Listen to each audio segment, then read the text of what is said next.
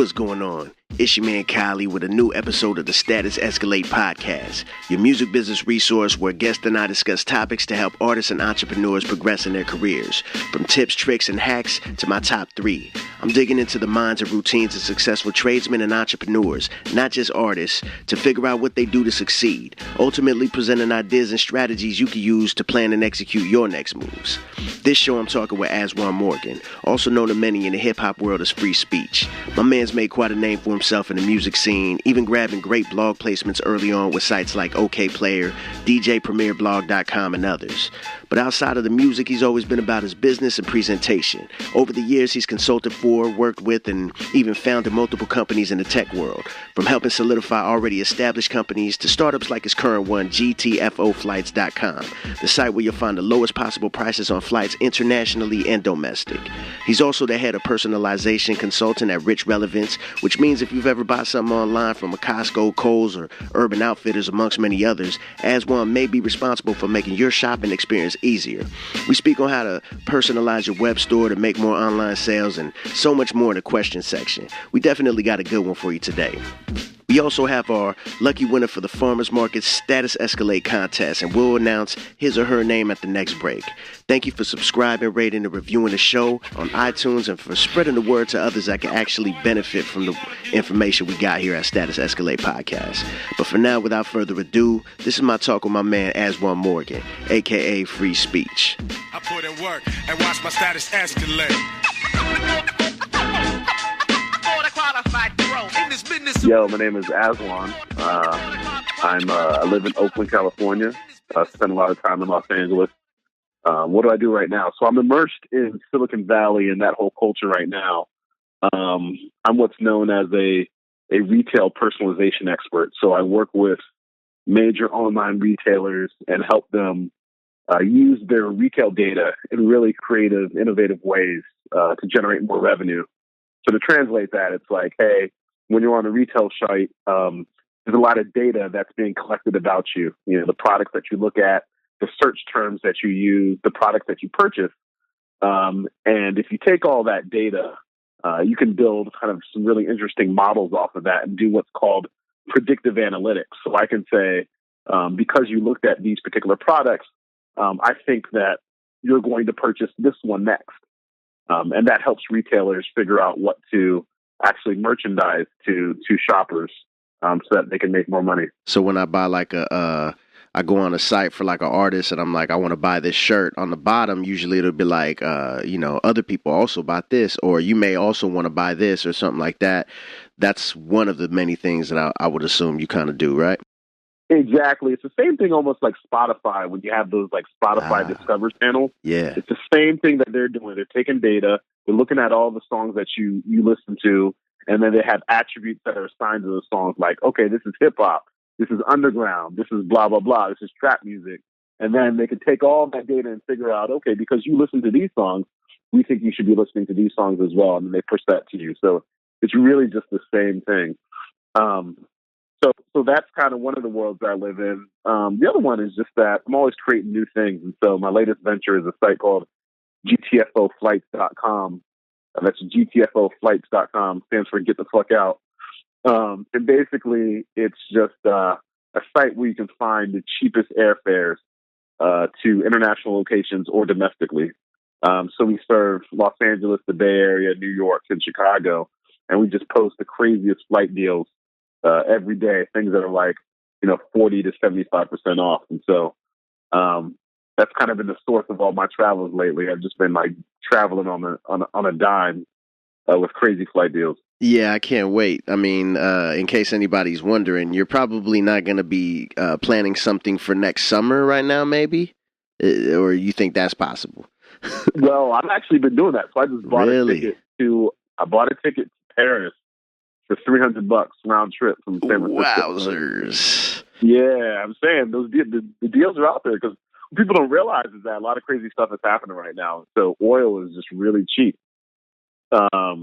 So all these sanctions have been lifted off of Russia, for example. Russia has a lot of oil, and sanctions have been lifted off of them, and I think Iran as well. And so they're just flooding the market with oil, which is driving the prices down, which is probably why you notice at the pump you're paying less for gas. Yeah. So like all the airfares are cheap, gas is cheap, and so there's a lot of deals to a lot of destinations. I need to get on there. It's been a few months since I looked. I have yet to take advantage of that, but I do go on there and man, I'll be like, geez, Louise, this shit's cheap right now. Like, Yeah, there's a whole world out there to see, man. There's a whole world out there to see. yeah, that's dope. That's dope. Yep. So I guess a little background on our relationship for anybody listening. Met you through the homie DJ Handprints, and you were making some really dope hip hop at that time. But aside from that, I think just everything in general, I always looked at it like we needed to present ourselves a certain way because everybody's dope, and whether their music is good, the product is good or not, how are you going to get the people to listen? So I think we did pretty well presenting ourselves in a professional manner, but you were somebody that I always kind of modeled myself after, or at the very least was like, what is speech doing? Oh, AKA, or what formerly known as free speech, the MC. So I would always go to your sites and you always had the dope website. Everything was cool. And I remember your, I don't know what you would call it, your motto or your tagline, but it was similar to Sprite, image is nothing, convey your verse. Yeah. And that was really dope. But at the same time, your image was on point as well. So like, appreciate that. Before that, shoot, I appreciate it because like I said, I got a lot of what I did, whether it was just inspiration or motivation by peeping your site, because as far as people at our level, if or whatever, like not mainstream cats, and even some of the mainstream cats, like your site and just your imagery and everything that you did was a quality of that level, rather than just like the underground heads who was like, yeah, just put it out because we don't got time to be mixing and mastering it. Right. Just put it out. Man, right. So, like, did you find yourself at an earlier age or even before you got into music or creating these businesses and whatnot, always being ahead of the curve? A little bit. I mean, I've always been a creative person. So, my parents and my brother and sister, I come from a family of artists. They're all artists, visual artists. And so I was kind of the one that, I didn't necessarily follow that course, but it ended up finding me at various points in my life. So even though I didn't necessarily do art explicitly, I mean, I did music, of course, but I was always kind of injecting kind of an acute sense of creativity in everything I did. So particularly with music, that was just a really interesting opportunity for us because I think it was a really cool time. That was a time when like blogs were just coming out, like hip hop blogs, and like social media was just kind of coming out at that point, and things were just, this notion of things going viral was new. And, I think we did a good job of just like leveraging social media and those viral hooks in order to get the music out. And so kind of with us, it was like myself, World Boulevard, and a couple of others, we just decided to make some music and to put it out for free, which was something that, not a lot of cats had done at that time. Yeah, it was super new. You know what I mean? And so like we did a nice site, we did some videos and everything like that. We put it out for free and it just got a lot of traction. A lot of heads were listening to it. So it was good times, definitely good times. You also used to frequent the Lawn. Yeah. Was that Justice? What was the website? It probably still exists. Yeah, it was the Lawn. Yeah, it was Justice League. The Justice League, Ninth Wonder, Little Brother type. Yep, that was dope. So the Lawn was a dope community. It was a Little Brother and kind of all of their kind of groups around them, like Joe Scudda, Median, and all those cats. And it was just, and I'm originally from North Carolina too, which a lot of people don't know. And so, it was just a little like forum where people would just chat and share music and things like that. From there, I connected with Median and we did a couple of tracks together. So yeah, it was dope. Yeah, there's definitely good time. So what took you away from making music, man? Because you was really going at it for a cool minute, and like I said, everything was looking on point, sounded on point. You had your own thing going, didn't sound like anybody else. Working with some solid people. How did you transition into some of the things you're doing now? Yeah, I mean, it's a good question. I mean, to be honest with you, I've always loved hip hop, and the reason why I jumped into it was because I felt like there something was missing from hip hop, and I kind of wanted to fill that void. I felt like kind of hip hop was transitioning a little bit. That Laffy Taffy stuff, all that snap music and all that. You remember that, right? And all that was just like really, really popular. And I just felt like there was a void that was missing. And so when I hooked up with Roe Boulevard and Micah James and all those cats and hanging around with you cats, it was just like this refreshing sound. And it was just really, refreshing to create that kind of music, which I thought we needed. And then kind of as I got a little bit older, I was still making music a little bit. It seemed like things transitioned a little bit for the good. We had a lot of new artists that were coming out with kind of that good kind of organic sound, kind of doing the things that I wanted to do.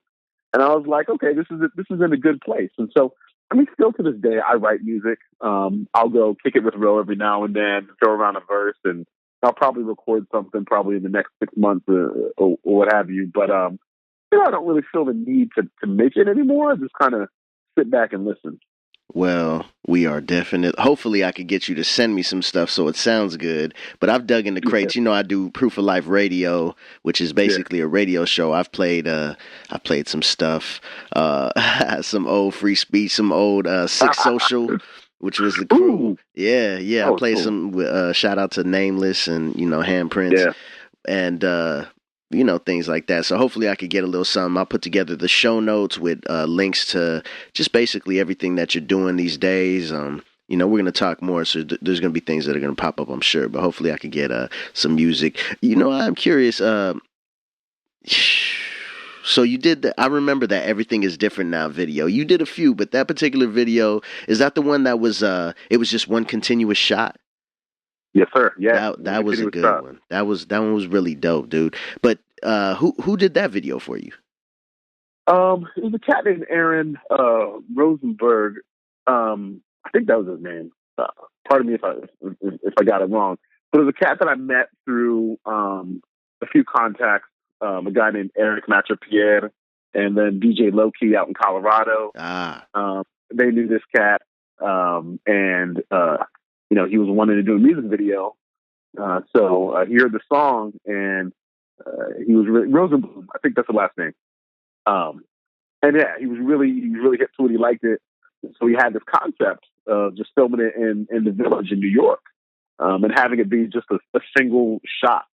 And so it was pretty crazy because like going out there in New York, and having to film that successfully with all the things that were going on and all the choreography, people and like cars driving by and buses driving by and everything was fully choreographed. Like having to get that down in one shot was definitely a challenge, but we did it. How many takes?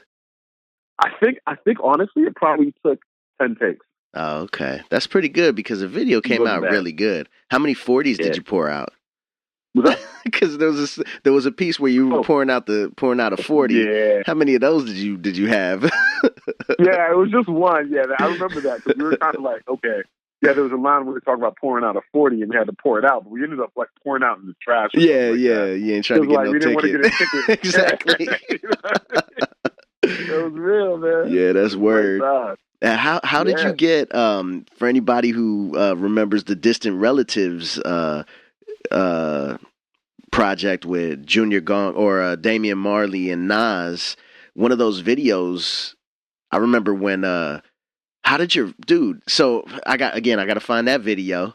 But those pictures of you when you were tied up with the tape on your mouth, you remember that? Yeah, I remember that. That was dope. How did those end up on that video? Do you know anything about that? Yeah, I do. So those are some promo pictures that we took a long time ago. My brother took them. So my brother was actually in the hip hop game for a while. He was an art director for music videos. Okay. And he was doing big. I mean, this was back when music videos were just like crazy. There were big budgets and whatnot. And so, he was working on that video and they needed some imagery. And so he hit me up. Said, let's do it. And he made it happen. Yeah, we'll put that in the link section too. Yeah, imagine the videos that I'm doing now for a few $100 cost like at least 5 figures, like upper 5 figures even, if not 6. So, cats that's doing videos right now, please do not hit up these videographers trying to get them to do it, quote unquote, for the love. You know what I mean? Just respect the fact that they're giving you good quality videos and professional work. When I say for a fraction, it is a tiny fraction for what hip hop heads once paid. You know what I mean? So that's definitely good times, man. Times have changed for the better and for the worse sometimes, you know? Yeah, I mean, the game has transitioned. I mean, almost every aspect of hip hop has kind of transitioned to where, like, it used to be, big budgets, whether it be for production, whether it be for like music videos or what have you. And now it's like you said, whether it's for the better or the worse, now it's like anybody can do shit now. It's Oh, out. jeez, man. You know what I mean? Yeah, yeah. What was your last project? That Laffy Taffy rots your teeth? Was that the last? The last one was a little. I think it was like a Breakfast Club joint that we did. It was myself, Sick, Bobby, Bobby, and then Micah James. We put out a couple of tracks that were dope. Micah James is dope. I don't know if you've heard of him before. I don't remember Sick, but I remember that name, Micah James. But Yeah. I don't really remember too much. Yeah, he's dope. He's dope. He's still in LA doing his thing. He's nice. Okay, and I haven't talked to Ro. If anybody might remember, You and I, Ro was doing a lot of production with them and just working. He's somebody that I would stay in contact with. I try to, you might get a call from me randomly, like once a year or something like that, and just chop it up about random nonsense, for about 20 to 40 minutes, and then I'll talk to you in like a year. Or we'll run into each other at a show or something, you know what I mean? So, but I just try to stay in touch with cats. So, as far as GTFOflights.com, how do you get paid from that? Because me going to the page, I put in what airport I'm trying to fly out from, and it gives me the results of where I can go and the prices. So how does that come about? Yeah, so there's a number of different ways to monetize the site. GTFO, we're not selling any tickets or anything like that. We're just pointing you to places where you can buy those deals, whether it be from an airline site or from kind of a third-party online travel agent like Expedia or elsewhere. So what happens is when we send traffic over to another one of those sites and they ultimately purchase an airplane ticket, we get a commission for it. Right. And so, it's a fairly small commission, but when it happens enough times, it adds up. So that's one vehicle. Just it's essentially called affiliate marketing. Networking. So affiliate marketing. What about as far as I mean, are you running ads on any of your sites or any of your apps that you've created or anything like that? Because the way I'm thinking about it is we got people who's got blogs or even podcasts or even just their pages and they're running ads on their pages. Or we'll go ahead and touch on the affiliate marketing a little bit. Yeah, so that's one way. So that's kind of transaction based, right? So the idea is that you have a lot of traffic on your site. You can direct that traffic to different retailers or whoever. And then once that person goes to that site and buys something, then you get a cut. So that's kind of the basic affiliate arrangement. The other way you can do it, though, is like just making money off of advertising. So it doesn't necessarily need to be tied to someone actually buying something. But with Google, with Facebook, there's a number of different ads networks where you can just put ads on your blog. And people will click on those ads, and you can get money based upon the number of impressions served. An impression is just a view of an ad. So typically the increment is 1,000 impressions. So you might get paid $5 for 1,000 impressions. You might also get paid, depending upon the ad network that you go with, per click. So some will give you like 5 cents or 20 cents per click. You could work directly with different advertisers and make arrangements with them. So, for example, for my site, I could make an arrangement with, say, Virgin America, if I was big enough, and say, hey, I have a site where a bunch of travelers come on and blah, blah, blah. Do you want to put a banner across the top of my site? And they'll say, yeah, and they'll pay me for doing that. So there's a lot of different ways you can do it and different entities that you can use for joining ads networks. So you can easily get ads up on there. Right. So, with so many artists and merch is basically how how artists make their money these days. A lot of times, if they're even selling their music, the music isn't the main money maker. It's live performances and selling merch on the road. Being that the business that you're in, about how many different parts or SKUs, or I don't know what terms you use, but I would think many, right? So, yeah, upwards of like 50, 60 million SKUs. Right. So it's kind of big. Right. But going down to somebody who, maybe has about, I don't know, 20, let's say 10 to like 40 different products that they sell, from shirts to music, CDs, vinyl, maybe even cassettes to hats, beanies, etc. Are there, without getting too deep and detailed into it, what are some of the things that they should be doing? Maybe you go to like a website, somebody that you like musically, and you want to purchase their stuff. What are the basic, obvious things that you see wrong with their websites or their e-commerce that they may be able to fix easily? Yeah, I mean, a lot of it is just very intuitive, right? And so what it comes down to is when you think of a website, you need to think of the objective. But when you need to distill a website into its various different pages, right? So every time you're looking at a page on a website, you need to ask yourself, what is the objective of this page? And once you know what the objective is of that page, you need to design it in a way that meets that objective. So one of the things that I see is that there's just a lot of clutter on websites. You don't need that, right? You need to have what we call call to actions, which is a button that says buy now, or a button that says like listen to this or whatever. You need to have very clear, sensibly placed call to actions on your site to get people to take some action that you want them to do.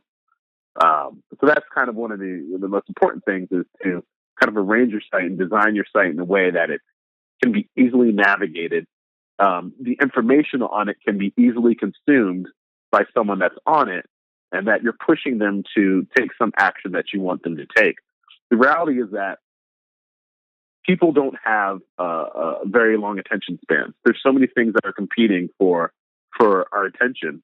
And so if you make it cumbersome for someone to navigate your site and to get the information that you want to give them, they're just never going to do what you want them to do, and they're going to leave and do something else, right? So you have to make it very easy for them. The other thing that's important is the checkout process needs to be very seamless and needs to be very clean. And so once you've gotten someone to say, oh, I want the CD, and they put it into their cart, it needs to be very simple for them to then pull out their credit card, put the numbers in, and buy that product. If you do anything that could potentially confuse the shopper or potentially distract them from completing that process, then you've lost them. One of the things that you have to consider is that a lot of people are browsing sites on mobile phones. When someone's on a mobile phone, you're competing with text messages, you're competing with phone calls, you're competing with notifications and Facebook and whatever. And so you can easily lose someone. So you need to allow them to complete that transaction process as quickly as possible. Right. Something I learned early on, there was a time being behind the merch table is kind of where I feel comfortable at shows and at on tour specifically. And I learned early on, they'd be like, hey, so, okay, I got like 5 CDs. Which one, should I get? They're ready to buy it. They seen me. They were in the front with their hands up, even knew some words, ready to buy my CD. And I'm like, well, this one is kind of like this. And if you like this, but this one right here, is more like this, and this. I see their face, their shoulder starts dropping, their face starts to get pale, and their eyes, it's just like, I learned to quickly be like, that one. I don't even know what I'm pointing at. I stand behind my product, so it doesn't matter what I tell them. It's usually the newest thing or whatever I want to sell. But the point is, like, I say that to say giving too many options is going to often scare people away too. And I think that kind of goes with the whole distraction side of things, because you think you're like, oh, they're going to love this design because this shirt can come in like 20 different colors with all these different, colorway combinations of prints and things like that. It's like, maybe that's good, but at the same time, maybe that's not the best thing, because they could get overwhelmed and possibly not want to purchase anything at all. Yeah, that's actually real. So that's actually a real phenomenon. They call it the paradox of choice, which is this idea that if you present people with too much, they essentially get paralyzed and they can't choose. And so they've actually done studies of this. If you're presenting someone with options, it's better to present them with just 3 options than it is to present them with 20 options. Right. because there's less to evaluate. So like if you go on Best Buy sometimes or some consumer electronics retailers, you'll go on a page and they'll present like 3 TVs and one will be like good, better, and best. Right. And it's just like an easy way for the brain to process, okay, now I have context for these 3 things and it's easier for me to choose. And so that just goes along with the whole theme of just simplifying things for users, simplifying things for consumers, so that they can ultimately do what you want them to do. Exactly. So it may not be simple, but it doesn't have to be complicated. As a artist or a salesman, you're also a consumer as well. You go to other websites and purchase things. You go to other websites and just look at whatever other artists. And if you don't, you should. When you're creating something for yourself, I think there's at least a little bit that you should do exploring and seeing how other people do things to know what you should and should not be doing, or just other options available. Do your own version of that, of course. Don't just straight copy. But at the same time, you're the consumer, so know what you want and try to give them that. At least that'll help. Unless you're like me, I'm so conscientious about things that, I can mess it up. So I always got to hit up the homies like, hey, man, I think I'm overthinking this, dude. Can you look at this and tell me if it's user-friendly? Yep.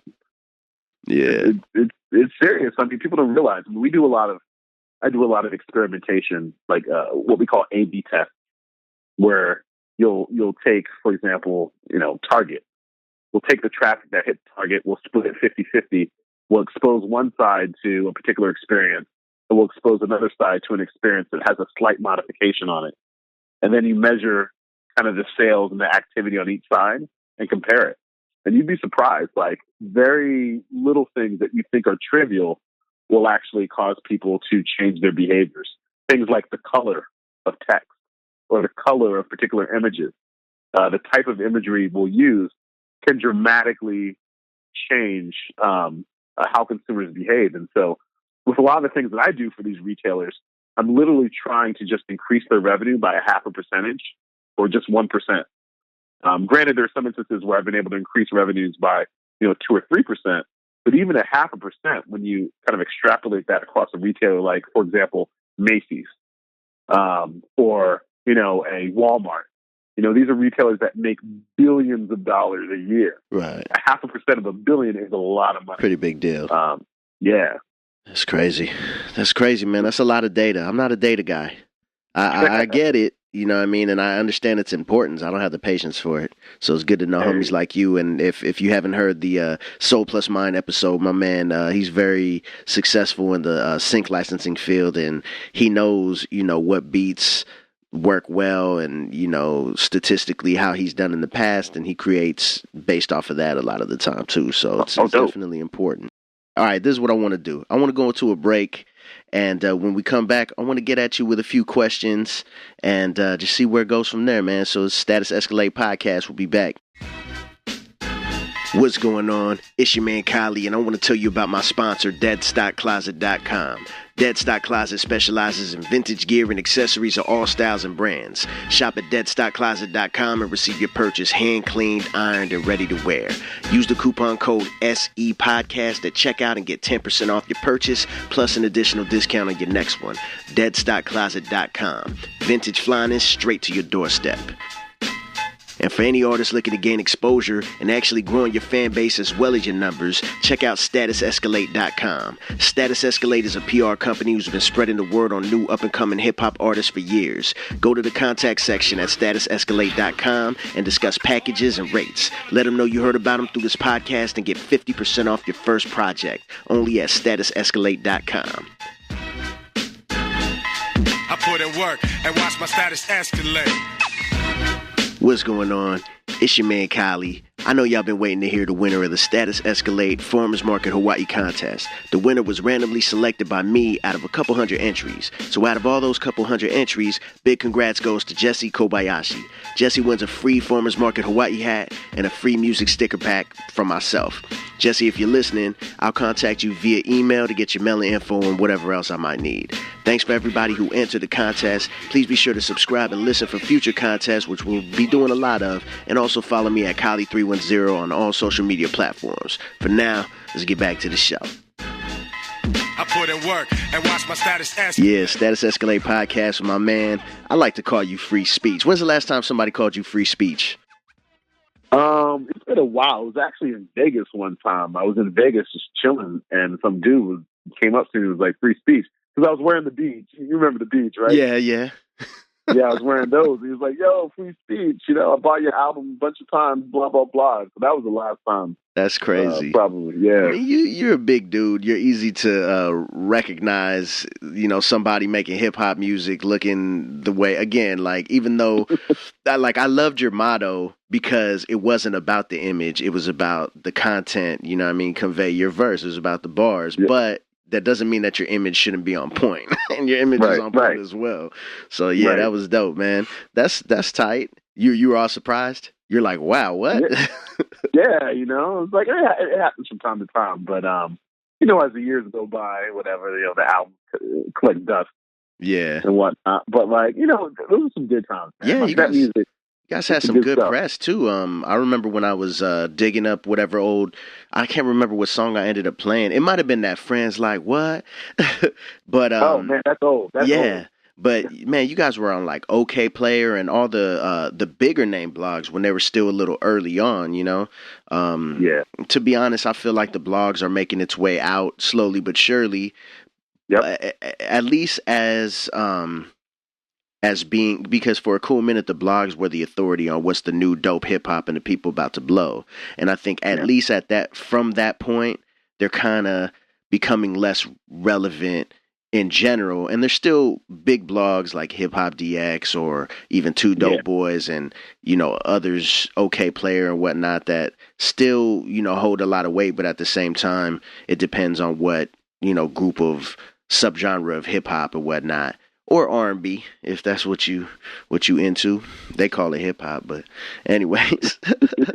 So I got these questions. Yo, on that note, shout out to Radna, this really dope singer out of New Zealand. She's I think she's Maori and Indian, and she recently won an award for I think it was Best Urban Hip Hop Artist out of New Zealand. And it's like their big award show. Well, the thing is, she's not a hip hop artist, and she you know, very thankful, showed a lot of love, but at the same time, she was like, you know, I just don't feel like I can accept this because I don't rap. She's like, I sing, I make, you know, if this was like soul R&B, I would love to accept it because that's what I do, but I just feel like, you know, we're kind of being grouped into this. And she has a song called Brown Girl.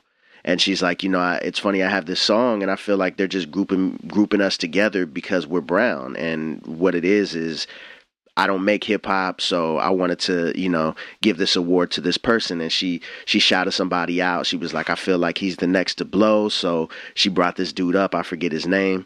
And it was really dope because I feel like every award show, people receive awards, or even the fact that they're nominated for something like hip hop. And I'm not even talking about this dude raps, but he like Drake may make more singy songs than rapping, let's say, or Nicki Minaj, and then they're in the hip hop category. They're still hip hop, just maybe more singing, right? But it's still hip hop. Sometimes groups will be winning hip hop awards consistently, and it's like, come on, they're literally Chris Brown, really? That's not hip hop. You know what I mean? Just because he raps sometimes, that's not hip hop. So I thought it was dope for somebody like that. And what you think about Lil Uzi Vert and people like that? People like what's that? Lil Yachty and these guys. Yo, I mean, I don't know much about them. I've seen some stuff on like the internet. These cats ain't saying nothing. Jeez Louise. Yo, they ain't saying nothing, dude. Like, really? I mean, I get. You know, I get hip hop has a lot of genres within it, right? Yep. Like it has a lot of different, and you know, I have no problem with that kind of music as long as there's balance. That's the problem I have, is that there isn't balance. Like you're not getting enough of the other stuff. You're just getting that stuff, and so that's what people associate hip hop with. And it's just like, man, it couldn't be further apart from, you know what I mean? Like we're clumping everything together and calling it hip hop, and it's like it's nothing. It's like night and day. They're even themselves saying that it's not hip hop, and they're doing everything in their power to separate themselves from hip hop, whether it's just, talking crap about certain hip hop artists because they feel the pressure from the hip hop community to give them the extra respect, or, things like that. But it seems like they're just really trying to get on people's nerves sometimes. But I feel like, man, the mumble rap, generation is moving strong right now. Yeah. And I guess, like you said, they ain't saying nothing, so maybe it's good that we can't understand the words. But there is a place for it, clearly. I just feel like Yeah. I wish the people would just create its own category and give them their awards based on that, rather than letting them scoop up all the awards that hip hop artists should be receiving. Right. I agree. Or at least nominated for. You know what I mean? So, Yeah. But anyways, okay, so let's get into these questions. The idea of the show is to give knowledge and tools and confidence and all these different things that we use to become successful in what we do, whether it's music or not, so that they could actually implement it into their own strategies and their own day-to-day and careers as musicians and artists. You know what I mean? So I like to ask these questions to everybody that I have on the show, so that they get an idea, whether somebody knows who you are or not, they're going to look into you, see what you do, and be like, oh, this guy, he's successful at these things. He does these things. And I'm over here just trying to do this. He's going to tell me some hints and some tricks that I may be able to use to better my situation. So that's basically what the show is about. So with that being said, I guess you might have touched on it already, but when you were a child and coming up, did you ever think that you'd have any of the things that you have now, be in the situations as far as your career, or have achieved some of the things that you have achieved, musically or just across the board? I mean, honestly, I really didn't. I mean, I had no, as a child, I had no professional expectations on myself, to be honest with you. I think I was just so intimidated by the prospect of just adulthood that I couldn't even imagine what it might be like and how I would even navigate it. Right. And so, like, I had honestly just not even thought about what would I be, who would I be, what kind of profession would I be in. I was just kind of, living life day by day and just figuring things out, to be honest with you. So when did that start becoming a real thing? And you actually did start, not that you weren't living it day by day, but actually started thinking about the future and whether you were deciding what you wanted to do or realizing that what you wanted to do. When did those things start happening, and how did that happen? I mean, I think it was late, to be honest with you. I think it was, so I went to college at Stanford, which is just like a completely different, environment. It was crazy. It's like you go in there and it's like, when I was there, Chelsea Clinton was in my freshman class. Wow. And so the first day of just getting on campus, you have like helicopters and like guys with machine guns and like President Clinton. I'd never seen anything like that. And the whole year you have guys with machine guns just like walking around and whatnot. And not only that, it's just like everyone else is just like a prince or like the son of some, hedge fund guy or some billionaire or whatever. So it was a really interesting environment. But I think like one of the things that I just learned from that is just like, there's so many institutions in this world. I think frankly, I think we're institutionalized. Right. We're told that this is how you're supposed to be. This is how you're supposed to live your life. This is what a relationship should look like. This is what, how you should practice religion. Mm-hmm. You're supposed to go to school, do get a job, then get married and have like 2.5 kids and have a dog. So like we're force fed all these things. And I think like, even though I think Stanford is a little bit more radical than other, and a little bit more progressive than other kind of colleges, I still saw that there was this kind of prescriptive path that people were going down, and it just didn't sit well with me. And so I'd always loved hip hop, and I got to the point where it was like, I don't need to go be an investment banker. I don't need to go be a management consultant. I need to live my life and do what makes me happy. And what makes me happy is hip hop. Right. So, when I graduated, decided to move down to LA and just do it. That's dope. That's a trip, man. Because like, I mean, do you feel like in being in that environment, that actual literal environment full of, let's say, different classes and statuses and people caring, or just even people needing the type of protection that Chelsea Clinton had. How do you feel like that affected you in your course? Not just at the time, but like, is that something that stuck with you? Yeah, I mean, it did. It was just really strange. I mean, I think it was good in the sense that like it exposed me to a different kind of world that I just never been exposed to. Yeah. Right. And it's not even just that. So you had people who came from wealth, who came from kind of elite sectors of society or whatever. But I think what Stanford was also good at was also reaching into disadvantaged communities as well and finding, talented students who they could then bring into their community. So it was kind of like a melting pot, to be honest with you. And so I just think like the juxtaposition of all that stuff, like having kind of the wealthy people, the people that weren't wealthy, just created this really interesting, unique experience where it gave you just some great perspective. I always compared it to like Yale and Harvard and places like that. And I always looked at it like in places like that where people get in based off of straight their intelligence or like a scholarship or something like that, their work, rather than having a legacy that basically paid their way into it. Usually they get looked at a certain way and there may be like a bigger prejudice, but it sounds like possibly because of the area where Stanford is located that might have played a part and things like that. But I could see how, I mean, I'm sure that still existed as well, but I could see how the mixture and diversity has really helped both sides from the lower class that's, I hate to say it like this, but basically getting by on their hard work and their intelligence and the things that they, built and learned and really worked for. And not that the rich ones didn't, but at the same time, they didn't have to work as hard, at least not the same ways to get there. And I think they could both learn something from that.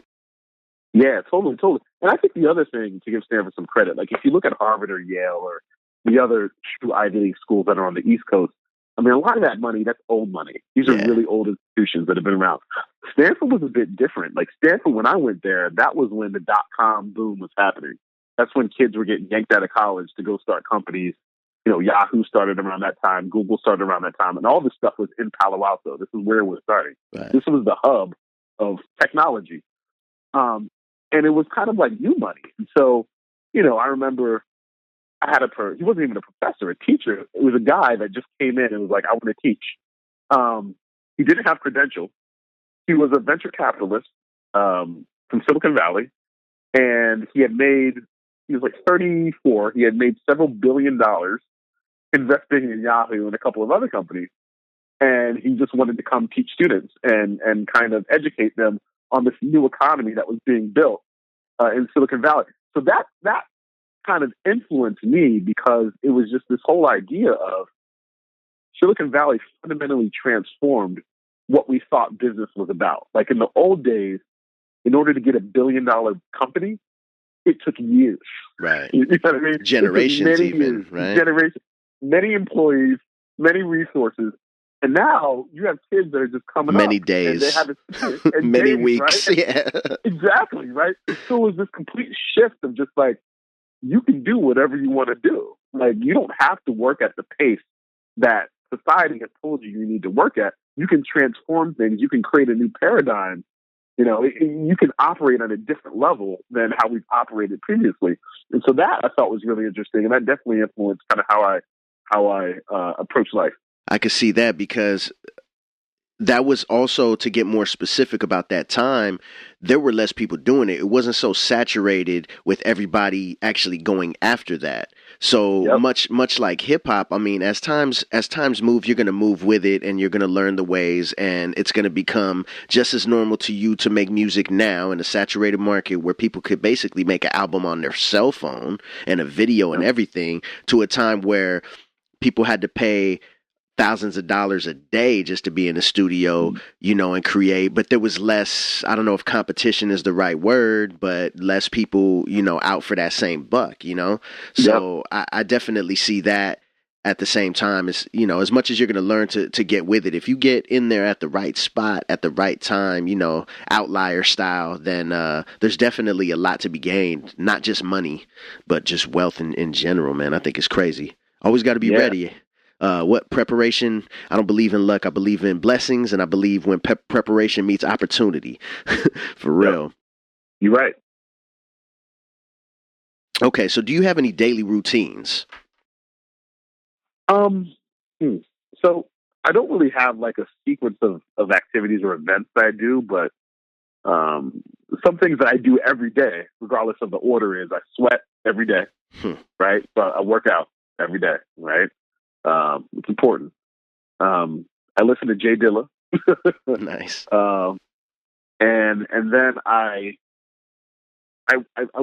watch the news and monitor the stock market. So like those three things I do every day. Okay. Do you have any life hacks? Things that have that's made your life easier across the board? Yeah, I mean in terms of traveling, I mean it's always just I take advantage of credit card companies, and so I'm constantly cycling through. I'm one of those guys that cycles through credit cards like every 6 months, so I can get like the 60,000, 50,000 miles or whatever. Huh. So like, yeah, I do a lot of traveling, but I don't really spend a lot of money doing the traveling. But take a step back. Like, I mean, one of the biggest life hacks I have that applies to a lot of things is just what I call failing fast. And it's this idea that, you know, a lot of people are afraid to fail, but failure is actually a good thing. Yep. If you're not failing, you're not trying. And so what's important, though, is that you fail fast. And by that, I mean, you don't take a long time and spend a lot of resources, a lot of time, and a lot of money just to fail. You operate in very, very short cycles.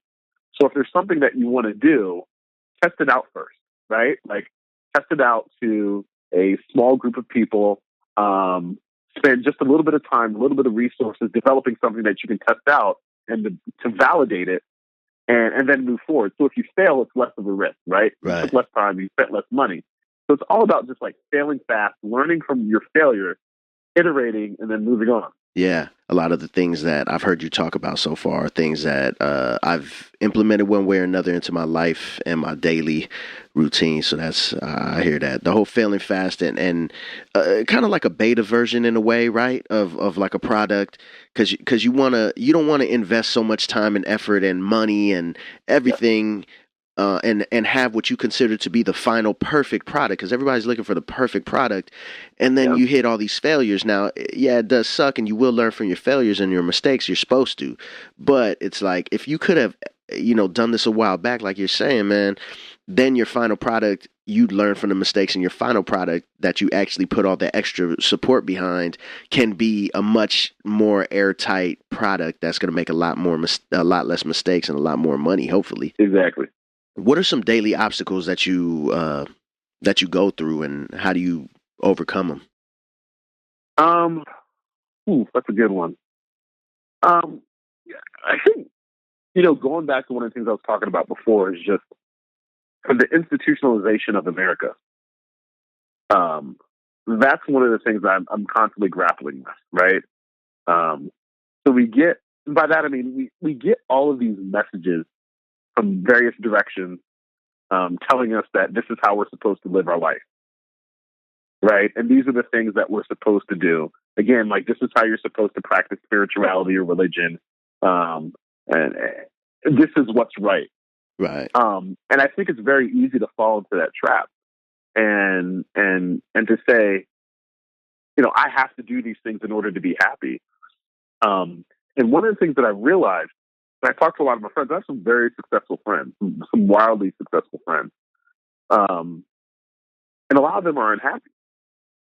And a big reason is because they did just that. They followed that prescribed path of this is exactly what I'm supposed to do. And they achieved success and made a lot of money and accumulated great wealth, but it didn't make them happy.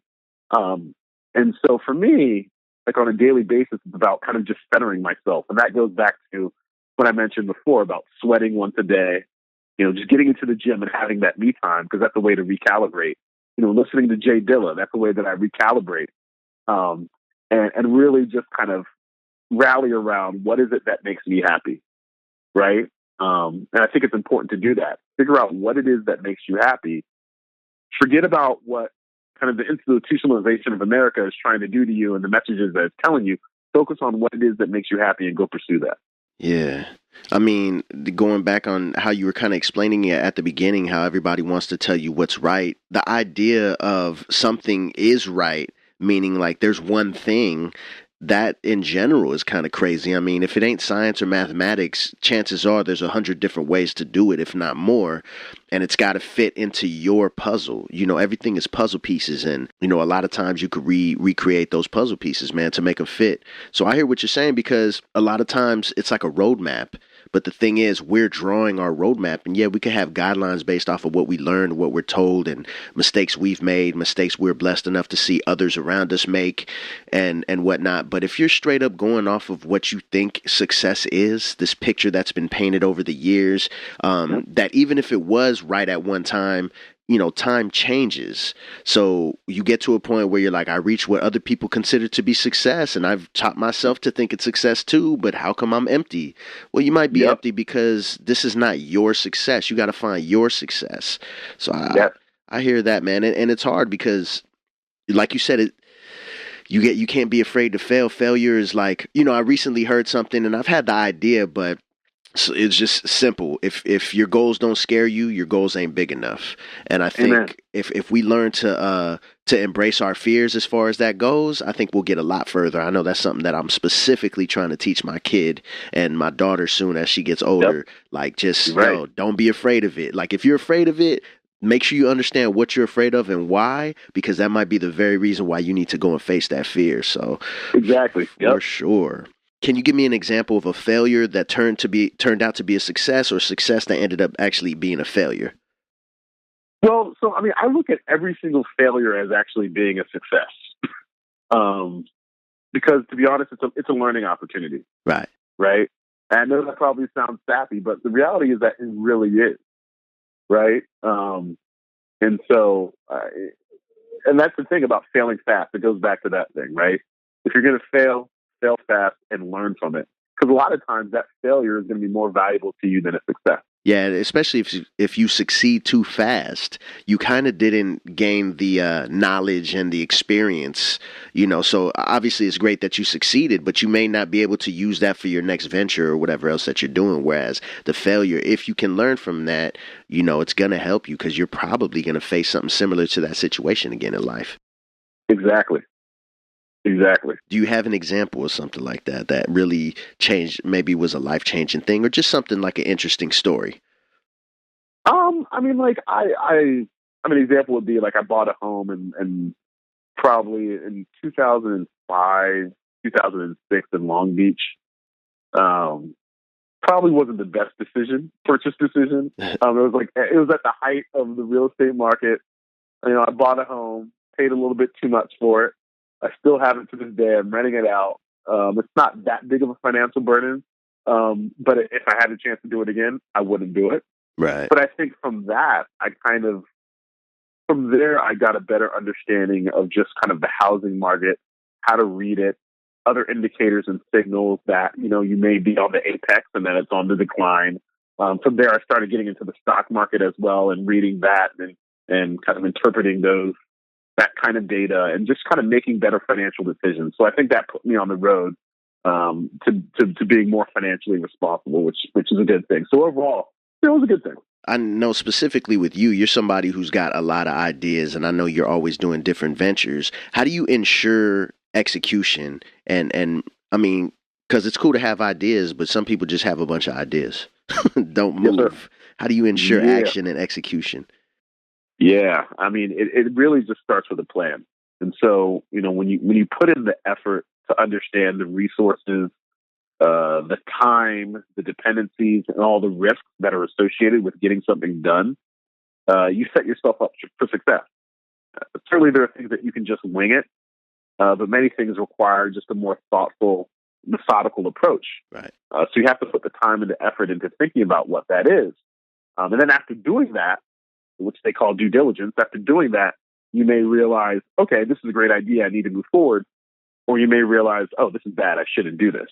And maybe I should do something else, right? And so, you know, I think you have to invest the time to do that in order to set yourself up for success. Right. Do you have any rules for, collaborating with other people or partnering up with somebody for a certain situation or business venture?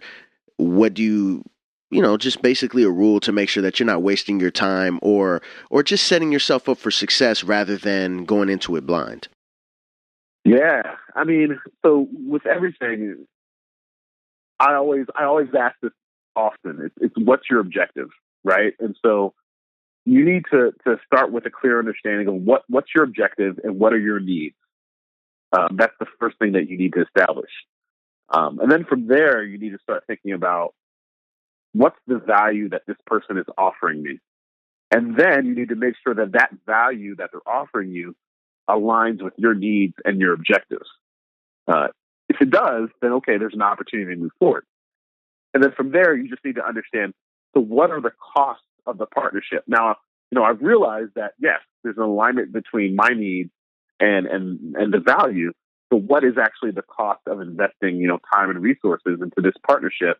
And am I going to get a favorable return on my investment? Right.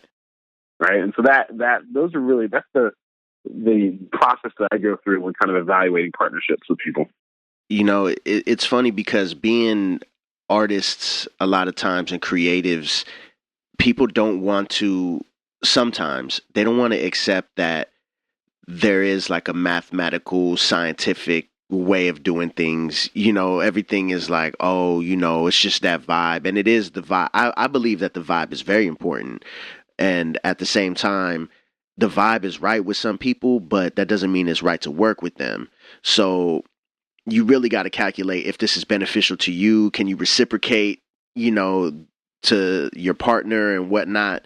I definitely get it.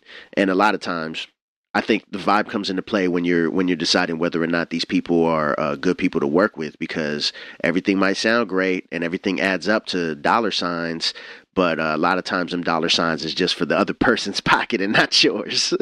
Right. So yeah, I hear that. Be careful for that too, Yep. though. All right, so this is what I was looking forward to. Can you give a recommendation of a book, movie, or even an article or essay for our listeners? Wow. So I have a lot of suggestions in there. It's a wide range of things. One of the things I recommend people do is just get the Yahoo Finance app, load up a bunch of stocks into that app, track them, and read the news that's associated with those stocks. Because this is the world that we live in, right? And it's just really interesting when you do that, right? Put Google in there, put Netflix in there, and put whatever. And so, with these apps, they'll track, the ups and downs of these stocks, but they'll also push stories to you that give you context around what's happening. And you really start learning about the world. Stocks don't arbitrarily go up and down because they, for no reason, right? They're going up and down because things are actually happening in this world, whether it be increases and decreases in consumer confidence, competition, economic woes that are happening in foreign markets like China, whether it be sanctions that have been lifted off of certain companies that have created, or certain countries that are creating increased competition. It could be, devaluation of the U.S. dollar, a myriad of things. And so it's just really interesting when you start kind of piecing things together and you start looking at businesses and the success and failure of those businesses and connecting the dots with other things that are happening in the world. It just gives you a better understanding of this world that we live in, and just how connected it is. It's like it's kind of like the butterfly effect in a way, where some little thing happens over here and it affects this, which affects this, which affects that. Exactly. It really is. And a lot of people get intimidated by the stock market and financial market. It's a lot to take in. It is. It's a lot to take in. But when you start really reading and understanding it, you realize it's all just common sense. Like, none of this stuff is rocket science. Like, these things are happening. It's just common sense. And it's almost like, to some extent, a microcosm of kind of the broader world that we live in. Like, you see the patterns of, oh, this happened in the world. This is how consumers reacted to that. This stock went down. It just makes complete sense that it happened that way. And so I just think that's really interesting. The other thing, which may be a little bit controversial, which I think people should do, is to read Breitbart. I've heard that before. What's that?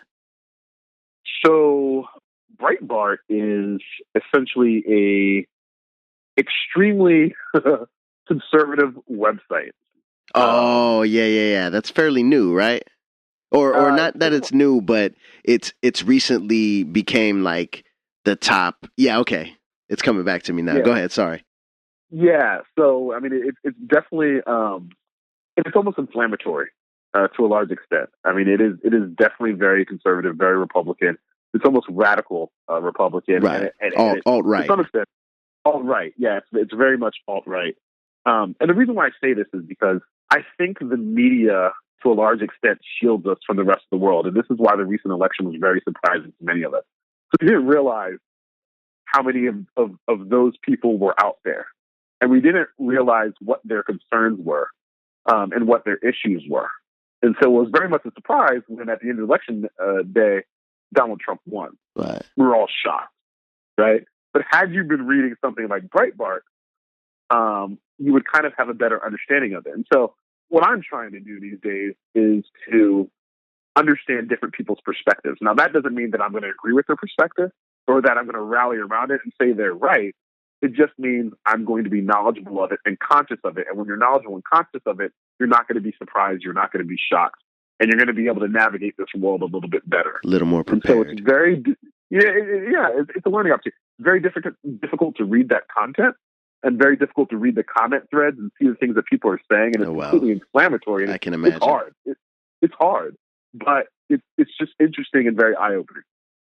Yeah, it's kind of like the 48 Laws of Power.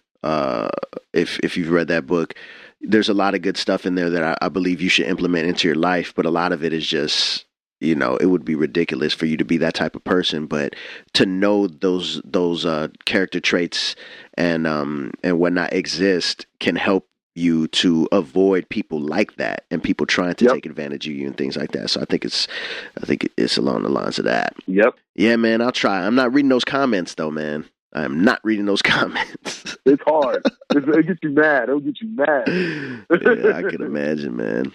Okay, this is something that I call the top 3. Can you give me a one do, one don't, and one must have for your life? Ooh, one do is ask questions. Yeah. Always ask questions and challenge institutions, right? So, the world hasn't been around for long enough. Civilization hasn't been around for long enough for us to know this is how things are supposed to be. Yeah, and things are changing so much. It's like if we thought we knew the answer, well, that answer's not the correct answer anymore. Exactly. So that would be my do. A don't would be very similarly just, don't accept things as the de facto truth. Very similar, right? Yeah. And there's certain things that are axiomatic, like gravity. Okay, I'm not going to challenge gravity. Yeah, I mean, but there's a lot of other things that, yes, it should be challenged, and rightfully so. And so definitely don't be afraid to do that. A must-have, I would say, you really need to have a sincere understanding of what makes you happy. Yes. And that's hard. That's hard. Because it's you ask people that, and a lot of times their responses are tainted by what the world tells them makes them happy. Yeah, and they may not know that. They may not know that, right? They think it's them. They think it's what they've decided for themselves without any outside influence. Yep. And so you really, it's a hard conversation to have with yourself, but you really gotta do it. You gotta figure out what makes you happy, because the reality is that you have one life to live. Yeah, going back to that first question I asked you, when I was a kid, I always picture that Snoop Dogg skit with Lil Bow Wow when they're like, what do you want to be? I want to be a fireman. I would like to be a doctor. Like, I remember never knowing. I had no idea what I wanted to be. The one time where we had like somebody come in and speak to us, he was a contract negotiator for like athletes. And I was like, whoa, this is dope. He was talking about all the things he did. His base pay was kind of low. Good at the time. It was like 30 something G's, I guess. And this was like 30 years ago. So it's like, okay, this is dope. I went home. I was like, I think I want to be a contract negotiator. I can do this, and this, and I'll be working with athletes and all this. I was like 10 at the time. No, about 12-ish. My parents were like, they don't even make that much money. And that was it. I'm like, all right, great. So as time went on, my point is I never knew I wanted to be a fireman, though I may have said that just because I know that's what other kids said. At the time, I assumed they really felt that way. And I'm happy that thinking back now, even as a kid, I'm sure I was a follower to some extent, but I've never really been like that. You know, anything I've gotten peer pressured into, chances are I was basically just waiting for a reason to do it. You know what I mean? I already decided. I've never really been peer pressured into doing things that I really didn't want to do. Right. So thinking about that, as life goes on, you do realize you want to do things. You do just at least find more interest in things, whether you want to do it or not. You're curious, you know, let your curiosity run wild, explore, whether you're literally traveling, whether you got the internet, man, you know, people, you may live in an area where there's not a lot of outsiders, or you got to get out of your damn area. If that's the case, you know, speak to people, speak to that old man on the corner who's, you know, the homeless man. If he's not one of those crazy ass ones and he can actually hold a conversation, try having one with the brother, because he probably seen some crazy stuff. So you just want to take in the knowledge however you can and really realize, like, man, this is what I don't want. This is what I don't want. Okay, great. It's good to know what you don't want, but you need to know what you do want, because as much as you think that's kind of the same thing, it's not, man, because you're just feeding yourself these things. At least I believe you keep telling yourself what you don't want, what you don't want, what you don't want. All you hear is this thing, want. You know what I mean? And your mind starts to kind of bring that towards you sometimes, like some kind of magnet. And you really got to tell yourself, these are the things that I want in life. These are the things I want to go and get. Now, you know, how do you get, like you said, what's your objective? I want this. Okay, well, how do we get this? You know what I mean? These are some of the things you got to do in order to get this, in order to get that, and eventually get to my goal. So I feel you, man. Amen. Yep. Can't be scared. Can't be scared. Nope. Read that Breitbart.com. Yep. Don't read the comments, though. So we get to the end, man. This has been pretty dope, man. I've been learning a lot of stuff. Can you give the people, our listeners, some words to live by? I mean, I go back to Nas. I think AZ said this in a Nas track. It's life's a bitch and then you die. That's why we get high, because you never know when you're gonna go. You remember that? Yeah, of course. Life's a bitch and you die. You gotta do what you gotta do while you're here. Might as well enjoy yourself. Exactly. I mean, there's so much truth in there, because, you know, by life's a bitch, I mean, you know, life is combative. It's loud. It's not always going to be your best friend. You know, it comes with a lot of friction sometimes. Sometimes you don't get what you want. And so kind of in response to that, it's like, how are you going to get high? And I'm not talking about smoking weed, right, which is fine. It's fine if you do.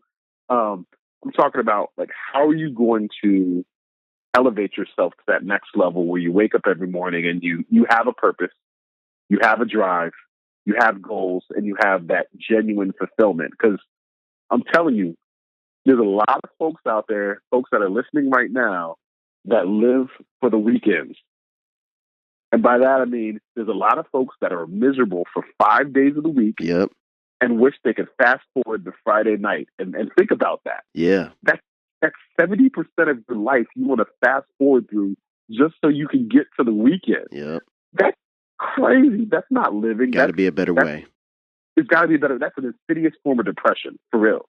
And so you have only one life to live. You don't have any days to spare. You don't have time to just sit on the sidelines. You got to get up. You got to get out. You got to get something. And you got to find out what makes you happy. You got to go get it and appreciate every single day that you have on this earth. Yes. And you know what's crazy to go with that, because it does get hard, like you said, man. And sometimes people, they're afraid to rock the boat.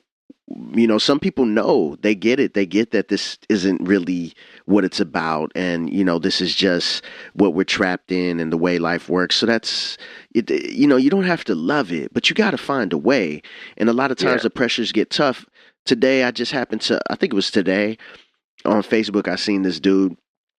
It was just a post that said, read this. And usually I'll be like, no, don't tell me what to do. But I was like, all right, this guy looks old and wise. Let me read it. It was actually a video, and he was talking about how lobsters, he basically said lobster shells don't grow. What happens is, for whatever reason, whether they're afraid or, you know, they're gonna be attacked by some predator or whatever the case, they like go under like a rock or something, they hide and they shed their shell and they create a new shell. And that's how they grow. And I guess the idea, in my opinion, would be that had they not reached any situations like that to put them under the pressure, they wouldn't grow. They wouldn't Yep. be in a situation where they shed their shell and create a new one that, allows them to get bigger or grow or progress, which, to go with the metaphor. But the pressure is what gets them there. Under pressure, you have an opportunity to learn and grow. I mean, all these narratives just keep coming back throughout the interview, whether it's failure or just the fear of failure. Dude, you don't know what's coming.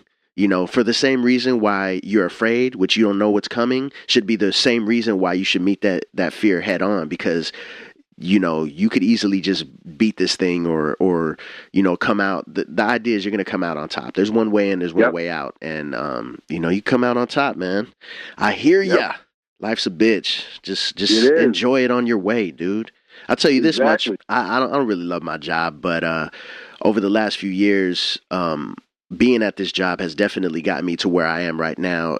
As far as like my music and all the businesses that I do around my music, this podcast, even all the audio books that I've listened to while working there, the podcast that I've, discovered and got into, a lot of the things I've learned has been at this job. Even lyrics that I've written has been at this job. So had I not been there, I definitely wouldn't be listening to the podcast and audio books. That's proven already. Because when I am home for a couple weeks, I don't even do it. But, whatever it is, man, you can find something, you could get something out of it. So please do that. Enjoy your life. Don't live for the weekend, but appreciate the weekend when it comes, of course. You don't got to just party your insides out. You know what I'm saying? Just enjoy it. Amen, brother. All right, man. So, man, that was great. I just want you to go ahead and plug yourself and let people know how they could get in contact with you and the things that they may want to get involved with. Yeah, I mean, the best channel right now is GTFO Flights. That's GTFOflights.com. It's hot, so if you're in the Los Angeles area, Bay Area, New York, or Chicago, or Seattle, and you want to get away, then definitely hit that site. You can hit me up through there, so contact us or whatever, and drop me a note. Happy to chat about anything. So, hit me up. Check out the site. Great, man. Dude, it's been great. It's just been great catching up with you anyways, and learning a lot and getting into your mind. I love talking with like-minded people that know things that I don't know, and I'm able to really learn stuff. I mean, as much as I want to add value to our listeners and help them, there's a level of selfishness about this show. I just want to learn. I just want to learn more about other people and learn more to progress as a person myself as well. So this is definitely one of those shows where I've done that, man. So I appreciate, dude. I appreciate your time. Thank you. Thank you for having me, man. I definitely appreciate it. Man, I'm looking forward to getting out the country for $300 round trip. So I'm going to be checking it out soon, man. My man, Aswan Morgan, a.k.a. Free Speech. Thank you for coming on the show. It's the Status Escalate podcast. Peace. We out of here, man. Peace to the colleagues. Thanks for listening to the Status Escalate podcast with my friend Aswan Morgan. There's a lot of info in this one, so definitely give it another listen if you need to. I'm already reworking my web store for a relaunch in January, plus a few other things that should bring more income my way in the near future. I'll keep you posted on how that's going, and I'd love to hear how my listeners are implementing things they heard from one of my shows and how it may have helped improve your business, so let me know. Just leave a comment on iTunes and I'll even read it on the show. Just don't forget to leave your name so I can shout you out.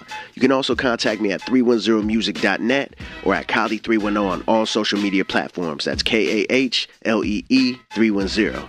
And congrats to Jesse Kobayashi for winning the free half in Farmers Market Hawaii just by listening to the show. Big mahalo to my brother Keone Payton and Farmers Market for showing love in the giveaway. We'll have more contests like this soon, so be sure to subscribe and keep listening. Don't forget to visit platformcollection.com for other great shows on the network like 2Mex Hologram Podcast and Hologram Radio with the big homie 2Mex, Really Dough with my fam Cookbook at LA Symphony, the Crappy Awesome Podcast with my Fresh State brothers Mr. Arash and Kill C. Ray, my other show Proof of Life Radio, and many more all on the Platform Collection Network. I also want to say thanks to our sponsor, DeadStockCloset.com. Dead Stock Closet specializes in vintage gear and accessories of all styles and brands. Shop at DeadStockCloset.com and receive your purchase iron, cleaned, and ready to wear. Use the coupon code SEPodcast at checkout and get 10% off your purchase plus an additional discount on your next one. DeadStockCloset.com. Vintage flyness straight to your doorstep. And as always, thanks to StatusEscalate.com. Status Escalate is a PR company whose purpose is to create awareness for you as an artist and expand your brand. Status Escalate's been spreading the word on new up-and-coming hip-hop artists for years. Go to the contact section at StatusEscalate.com to discuss a package and rates. Let them know you heard about them through our podcast and get 50% off your first project. Since this is the last show of 2016, I want to big up my man Stat at Status Escalate PR. I mean, it's been a great year for me all around, but when it comes to music, he really helped to get my music out to the masses. So I appreciate that, man. Thank you very much. And, man, we even got a dope show out of meeting you, man, because his name is fire. You know, Status Escalate, R.I.P. Guru, peace to Gangstar. Other than that, man, I'm going to catch y'all in 2 weeks with a new guest and more info for you and your career. Please subscribe, rate, and review on the show. And remember, you can plan for success, but you can't reach it without execution. I'll see you on 2017. Peace to the colleagues. And watch my status escalate. In this business of rap. In this business of rap. Brought to you by PlatformCollection.com.